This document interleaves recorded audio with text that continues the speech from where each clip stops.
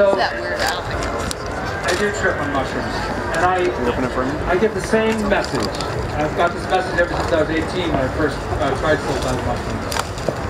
Is we all, we share that feeling of oneness and in common with nature. But the voices I always heard was nature screaming out to me, saying, "Paul, don't you see?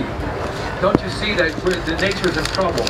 You are the leaders of this planet." And yet, your lack of attention and ignorance, you're steering the course of the evolution of the species on this planet to a disaster. Wake up! Can't you do something? That was the message that I constantly have gotten every single time that I've tripped. Is empowering me to try to do something in order to make a difference. Now, I may be Paul Stamets, but I have 10 trillion bacterial cells to 1 trillion human cells. And the fact is that I'm living in commonality, and I'm one complex mosaic of microorganisms, as you are. And we're in constant biomolecular communication with our ecosystem. We're involved in panspermia, and when I was up foaming this morning, and being this afternoon, and seeing people, seeing the incredible biodiversity of individuals, it really struck home to me that we're a macroorganism. Here at the Burn, we are an organism. And we're one cellular organism mosaic in a large collection of all sorts of other organisms. And we're constantly in a flow of molecules going back and forth to each of us and to the community. And so, when you look at science and how science has progressed, I still have the keen sense that we're Neanderthals with nuclear weapons. We have a very small fragment of the knowledge that's necessary that we need to capitalize on to effect a change that will lead to a more sustainable future. So, in the course of our work with fungi, understanding the microbiome, understanding how we select organisms that are mutualistic, symbiotic, that help us, and how we help them. There are guilds of species that collectively work together. And we have a very, very elementary understanding of the dynamics of these guilds. And these guilds are absolutely important for our future. So, I grew up in a small town in Ohio called Columbiana, Ohio, near Youngstown. And I grew up, and I was the youngest one in my family. My family was a very science-oriented family. My brother John was the person in my family that I admired the most. He's 5 years older than me. And my brother John set up an extensive laboratory in the basement. This laboratory was so cool. It had 3 rows of chemicals. My father was an engineer on the aircraft carrier, the Intrepid. And after World War II, he got the aircraft carrier's main radio, and we put it in our basement. So there I am, 12 years old. I'm putting in these huge, I guess it's called frequency banks, locking them in with cathode ray tubes, and I've been listening to things behind the Iron Curtain, all these coded messages. It was so cool. We're stringing antennas and all sorts of quartz crystals and displays. And I was real excited to work in the laboratory, but my alpha older brother, who's 5 years younger than him, he was a serious scientist. I was just a kid that wanted to blow up things. And so John went on to Yale, and then when he went on to Yale, I inherited an entire laboratory in the basement that was all my own. Yeah. So I still remember, the most important experiments were danger, do not bring near flame. Those are the ones that I love, blowing up things. I was trying to build rockets, and things like that. So John was a huge influence in my life, and so I always dreamt that when I grow up, I want to live in the country and have my own laboratory complex. And so that's been part of my dream quest, which has become a reality. So in the course of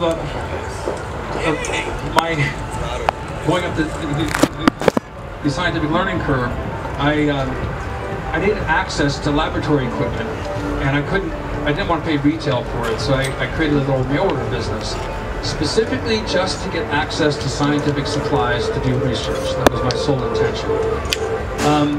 And the work that I pursued all my life has its roots, so to speak, in my brother John's laboratory. Okay, I'm going to try to go through this now.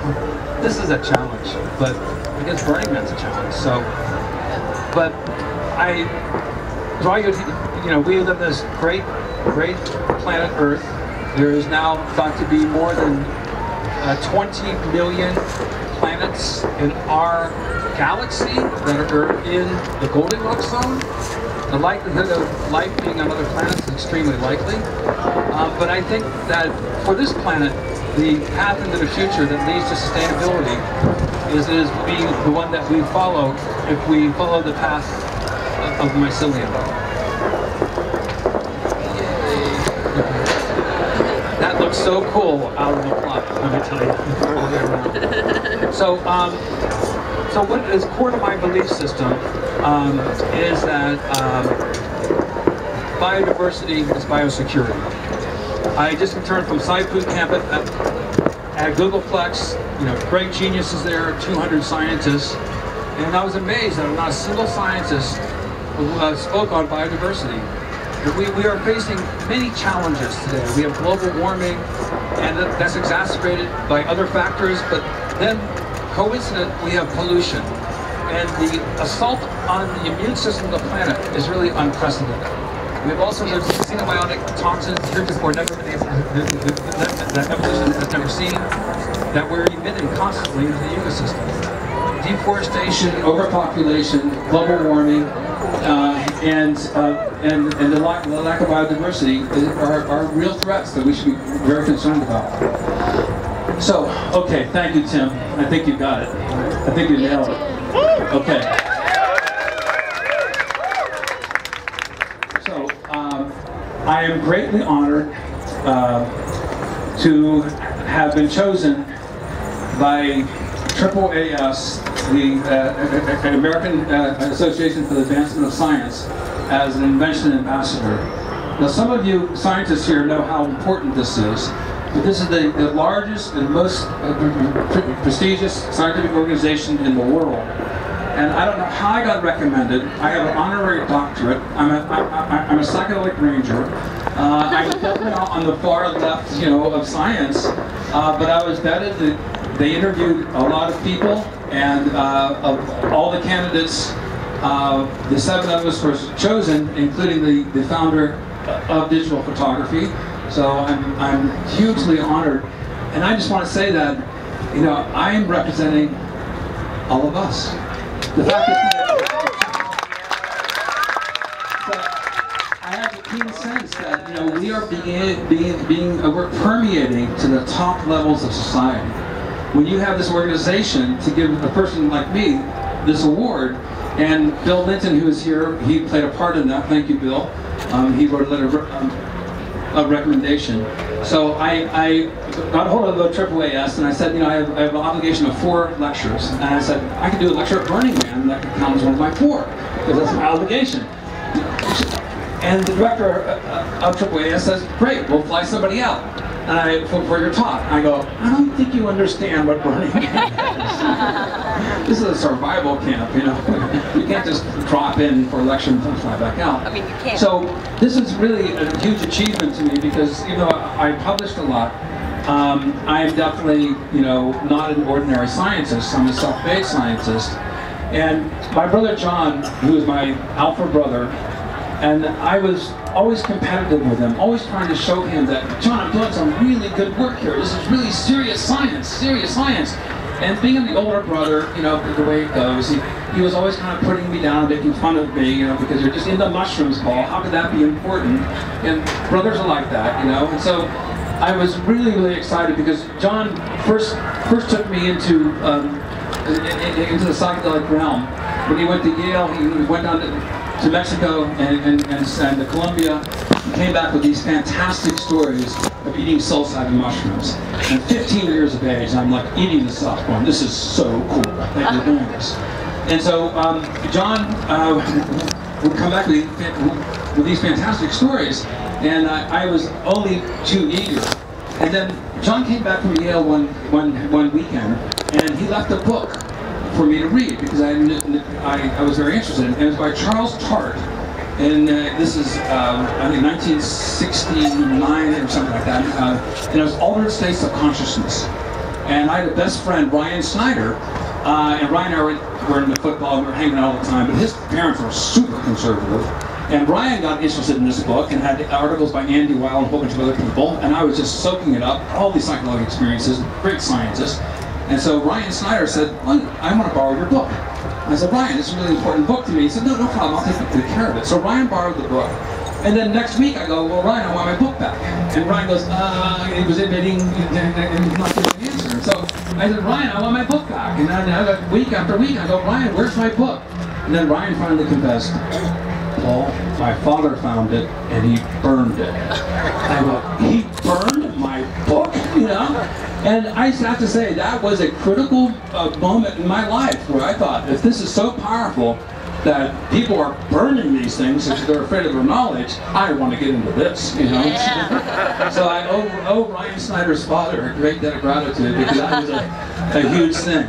So I got when I found out about the award, which came out of the blue, and I'm still trying to figure out how I got this award. So I got real excited, and because I could finally call my brother John and tell him that, you know, John, you know, I did it. You know, I got a peer-reviewed group of scientists, the most prestigious organization in the world, has authenticated my work as being valid. So I called up John to leave him a message, and that was the day that they found his body. John died from cardiac arrest. He never got my message. Hello, here's to you, John.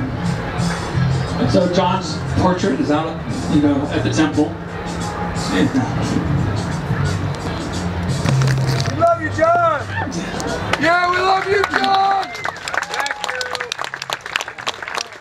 So I'm here today because of John's interest in his leadership to me, you know, as a young scientist, you know, when I was just a kid. The other individuals that have played a really important role in my life are these four people. And this is Dr. Alexander Smith, the father of American mycology, Dr. Daniel Stuntz, Catherine Skates, and Dr. Michael Bugh. What they all share in common is that they're very kind people. These are kind scientists. They did not, you know, put you down. They encouraged you. They laughed at your mistakes. They've made the same mistakes often themselves. And I grew up in this really creative milieu of having some very, very kind people that surrounded me and encouraged me. So I always like to give tribute to my mentors. So all the more surprising because this is what I looked like when I was 19 years of age. This is my first pressure cooker doing psilocybe cubensis, you know. And so brothers, you know, I can really relate to a lot of you. I went on to the Psilocybin State College, the Evergreen State College, and where my interest in the psilocybin mushrooms drew the attention of Dr. Michael Bugh. We then received a Drug Enforcement Administration license that then went on, that carried forward for about 10 to 15 years.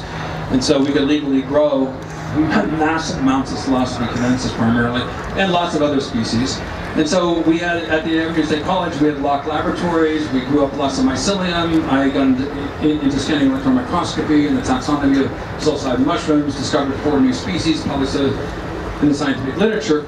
And so that was my path, you know, into cultivation of mushrooms, which evolved later into medicinal mushrooms, and mushrooms which are culinary, which my mother liked a lot better because she wouldn't eat the psychoactive mushrooms, but the medicinal and edible ones she would.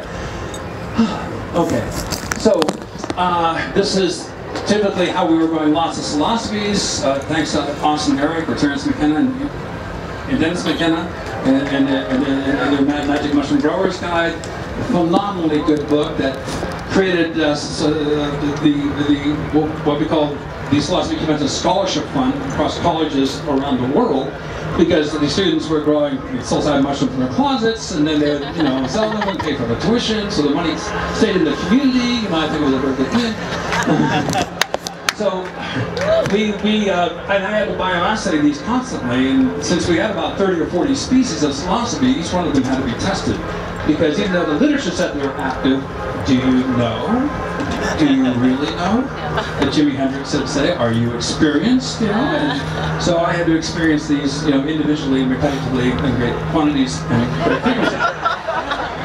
So, but I want you to, this is philosophy Cyanescence, a photograph that I took, but notice how the positioning of the hand is. There is a ritualistic passage of psilocybin mushrooms. This is my brother John holding philosophy Lanciata, Liberty Caps. And it's the presente. It's you're presenting a sacrament to another person and you hold it up. And this is also very similar to this relief that is from 400 years BC approximately, where Demeter is giving Persephone a mushroom, and which then puts her into a sleep that takes her into the underworld with Hades, which was the beginning of the mythology of seasons in Greek culture. This was part of the Eleusinian mysteries that Gabby spoke of a little bit. And so there's been this passage of philosophies and sacraments, but the idea of presenting it to another individual ritualistically like this, I think is very, very interesting and congruent with a sacred experience. So my wife Dusty and I spend a lot of time in the old-growth forest. We live outside of Olympia, Washington. We go to the old-growth forest as often as we can. The old-growth forest is used to cover all this land, and this is Skookum Inlet where we live. We have 20 acres and 400 feet of waterfront. And so this whole area was once old-growth forest, and the forest was cut down specifically by people who bought our land in order so they could create a garden, so there would be sun. It was that dark because the trees were so massive and blocked out the sun. This is a photograph that my brother John took. He was a renowned photographer, and this is our complex of laboratories here. We grow about 20,000 to 40,000 kilos of mycelium per week. Mycelial tsunamis. We have over 500 species in culture.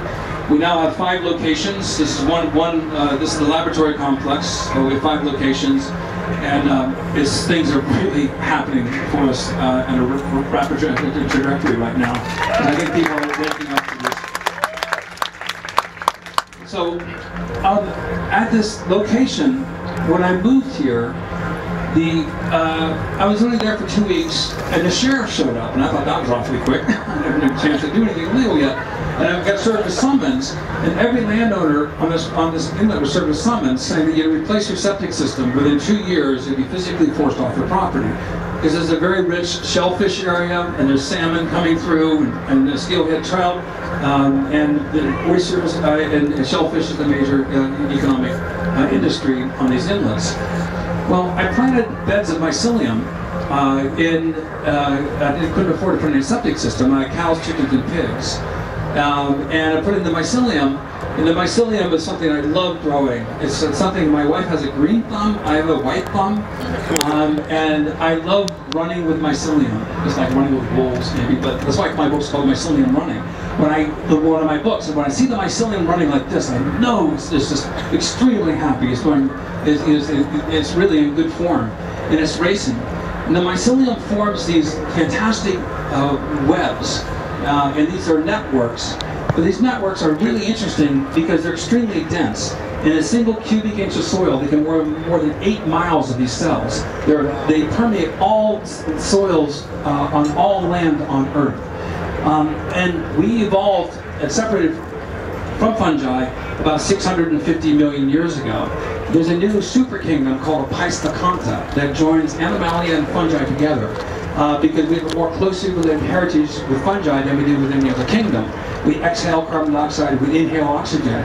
And the way we chose the route of encapsulating our nutrients in the cellular sac, the stomach, and the mycelium went underground and externally digests its nutrients outside of its cells, producing enzymes, acids, and all sorts of other compounds. But there's no site-specific place where you can harm the mycelial mat. There's all sorts of alternative pathways for it to